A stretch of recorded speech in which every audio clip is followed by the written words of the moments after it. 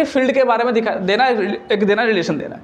तो वो रिलेशन कुछ ये है आपका, सुनिएगा, ये है आपका रिलेशन। आगे देखिए कि डी फाई, चलो फाई कर लेते हैं, phi equal to E D S, phi equal to E D S. फिलहाल आपके सिलेबस से ये बहुत पहले हट चुका था, लेकिन इसको याद रखना, क्योंकि हम आगे जो ड्राइव करेंगे ना डेरिवेशन को, तुम्हारे यहाँ काम आएगा। समझ में आ रहा है? तो ये है रिलेशन किसके बीच? इलेक्ट्रिक फ्लक्स और इलेक्ट्रिक फील्ड के बीच। चलिए, ये तो आपका इलेक्ट्रिक फ्लक्स हो गया है ना, एक बार सुन लीजिए, ये आपका इलेक्ट्रिक फील्ड हो गया, बट ये क्या है? ये क्या है? आप इसकी जगह पे एस भी कर सकते हो। सुनिए, मैंने क्या बोला? एस माने होगा आपका सरफेस एरिया। क्या होगा? एस माने होगा आपका सरफेस एरिया। मैं जरा आपको अंतर बता दूं, यहाँ पर ये सरफेस जो आपका 3D फिगर होगा हम उसके लिए सरफेस एरिया बोलेंगे, दिखाएंगे एस से, लेकिन जो आपका 2D फिगर होगा हम उसे सिर्फ एरिया बोलते हैं। शायद हमने पहले बात की इस बारे में, जो भी है, ठीक है। सुनो, 3D फिगर के लिए क्या बोलेंगे? एरिया को सरफेस एरिया बोलेंगे, है ना। और अगर 2D फिगर है तो रेक्टेंगल, स्क्वायर, इनके लिए बोल रहा हूँ मैं, क्या होगा? एरिया होगा, ठीक है, जो भी होगा। तो यहाँ पर इस एस का मतलब सरफेस एरिया से हो गया। अब क्यों मैं इसका जिक्र कर रहा हूँ? क्योंकि बेटा अगर बात की जाए इलेक्ट्रिक फ्लक्स की, तो इलेक्ट्रिक फ्लक्स के लिए क्या चाहिए आपको? आपको इसके लिए चाहिए क्लोज सरफेस। क्या चाहिए बेटा? आपको इसके लिए चाहिए क्लोज सरफेस। तो क्लोज सरफेस अगर है कोई, उसका शेप कैसी भी हो सकता है, तो उसका अपना एक एरिया नहीं होगा? बोलो, इस क्लोज सरफेस का अपना एक एरिया होगा, सरफेस एरिया होगा, और हम इसके सरफेस एरिया को ऐसे मान रहे हैं। बात सुनो मेरी, क्या बोल रहा हूं मैं? हम इसके सरफेस एरिया क्या मान रहे हैं बेटा? ऐसे मान रहे हैं। अब अगर हम इलेक्ट्रिक फ्लक्स की परिभाषा समझें कि किसी क्लोज सरफेस से गुजरने वाली इलेक्ट्रिक फील्ड लाइन की संख्या, समझ में आ रहा है? ये फॉर्मूला क्यों बना समझ लो। मैं ऊपर देखना, ये फॉर्मूला क्यों बना, इसको रट्टा नहीं मानना, समझिए, यहां से बना। फाई की जो परिभाषा वो क्या बोलती है आपसे कि किसी क्लोज सरफेस से गुजरने वाली इलेक्ट्रिक फील्ड लाइन की संख्या। मैंने क्या बोला कि अगर इस क्लोज सरफेस से इलेक्ट्रिक फील्ड लाइन पास हो रही है नॉर्मली, तो इनकी संख्या क्या कहलाएगी? आपकी इलेक्ट्रिक फ्लक्स कहलाएगा। याद है? अब देखो बेटा, जहां पर आपकी इलेक्ट्रिक फील्ड लाइंस हैं, जहां पर क्या है, जहां पर आपके पास इलेक्ट्रिक फील्ड लाइंस है, तो क्या electric field lines electric field नहीं बनाएंगी? क्या सोचो, बनाएंगे, क्योंकि इलेक्ट्रिक फील्ड वहीं बनेगा जहां पर इलेक्ट्रिक फील्ड लाइंस होंगी। मैग्नेटिक फील्ड कहाँ बनेगा? मैग्नेट के चारों तरफ बनेगा, मतलब जहां पर मैग्नेट होगा। और जहां पर मैग्नेट है ही नहीं, वहां पर जो है आपका मैग्नेटिक फील्ड क्यों बनेगा? बनेगा नहीं बनेगा। तो इसीलिए ये आपका रिलेशन है, समझिए, रटना नहीं है, समझिए कि इनके बीच ये रिलेशन कहाँ से निकला। तो ये एस क्या है? क्योंकि बेटा ऐसा होता है ना, क्योंकि जो इलेक्ट्रिक फील्ड लाइंस है वो इस क्लोज सरफेस के प्रत्येक क्लोज हिस्से से जाएगी। जहां पर मैं नहीं ड्रॉ कर पा रहा हूं, थोड़ा सा इमेजिन करिए कि वहां से भी पास हो रही है। आ रही है बात समझ में? नहीं आ रही बात समझ में?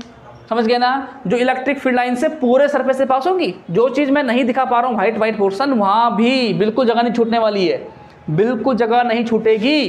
तो पूरा सरफेस कवर होगा, पूरा सरफेस कवर किससे कवर होगा? यस, इलेक्ट्रिक फील्ड लाइन से। इसलिए एस आया। नहीं समझ में आ रहा है? इसलिए क्या है तुम्हारा? ये एस आया। तो ये आपका है रिलेशन किसके बीच? इलेक्ट्रिक फ्लक्स और इलेक्ट्रिक फील्ड के बीच, ठीक है। अच्छा, दूसरी बात इसमें क्या हमको देखने को मिलेगा, ये डॉट में आएगा। किस में आएगा बेटा? डॉट में आएगा।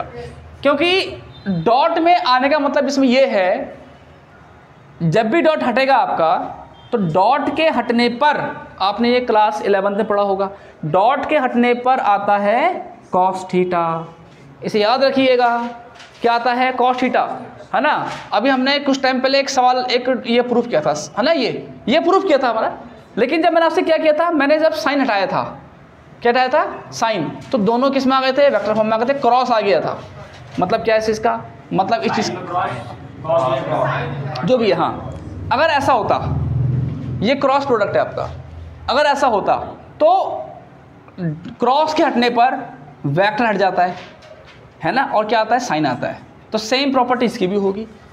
ये आपके वेक्टर फॉर्म में चल रहा है ना, डॉट है, तो डॉट के हटने पर वेक्टर साइन हटेगा, मतलब वेक्टर हट जाएगा और साथ में कॉस आएगा। ऐसी स्थिति में जब साइन होता है तो थीटा लेते हैं 90 डिग्री। इसके दो रीज़न है, बताऊंगा आपको मैं, जितनी डिटेल है मैं जाऊंगा उसके अंदर, तो आप फोकस करिए। जो साइन है उसके लिए लेते हैं, लेंगे 90 डिग्री, और जो कॉस है यहाँ पर थीटा लेते हैं कितना, 0 डिग्री। पर रीज़न क्या है, रीज़न क्या है इसका, रीज़न है we need a maximum value. Maximum value के लिए होता है ऐसा। अगर आप गौर करो ट्रिग्नोमेट्रिक टेबल पे, चाहे वो 10th की हो या 11-12 की हो, ठीक है, इन सब की वैल्यूज जो है 0 खासकर 90 के बीच चलता है ना। अब वैसे भी इस टॉपिक के ऊपर आपने 90 तक ही करना है, 30, 45, 60, 90 उससे ऊपर नहीं जाओगे, ठीक है। 0 2 मिनट 2 मिनट जी 2 सेकेंड। 0 और 90 के बीच में अगर आप sine, cos, tan, cosec, sec, cot इन सबको चेक करो तो इनकी वैल्यूज क्या होंगी, बस सबसे कम वैल्यू 0 होती है, जानते हो ना, और सबसे ज़्यादा वैल्यू क्या होती है, 1 होती है। यानी कि अब अगर आप 11, 12 का टेबल देखो ट्रिग्नोमेट्री का, तो 1 से ऊपर वैल्यू नहीं जाने वाली, 0 से नीचे हो सकती है, माइनस में आ सकती है, लेकिन पॉजिटिव की अगर बात करें तो 1 से ऊपर नहीं जाने वाली। यानी कि 1 क्या है, 1 जो है मैक्सिमम वैल्यू होगी साइन के लिए भी और कॉस के लिए भी। अब सवाल ये है कि साइन के लिए मैक्सिमम कब होगी, 90 पे। वैसे और जगह पे होती है, बट मैंने इसलिए बोला 0 से 90 के बीच चलेगा, है ना। तो कितना, 90 पे साइन 1 देता है द मैक्सिमम वैल्यू, और कॉस 0 पे 1 देता है, नहीं समझ रहा भी, कॉस 0 1 होता है। So we need a maximum value, समझ में आ रहा है, इसे याद रखना बेटा ना। ये एक सिंपल चीज़ है, साइन के लिए थीटा 90 लोगे और कॉस के लिए थीटा 0 लोगे। आगे बात समझ में चलिए। तो अब अगर हम इसकी बात करें आगे, तो यहाँ पर तो क्या निकला हमारा, phi equal to electric field dot S, D S क्या है बताऊंगा बाद में, है ना, अभी सुनो पहले, ऐसे कुछ है ना। तो डॉट हटेगा, क्या आएगा, पहले तो वेक्टर फॉर्म हट जाएगा आपका, ठीक है, क्या आएगा, कॉस थीटा आ जाएगा आपका। और always we should take what the value of theta equal to 0 degree and cos 0 degree equal to 1 होता है, we get a maximum value. फिलहाल ये नोट करिए।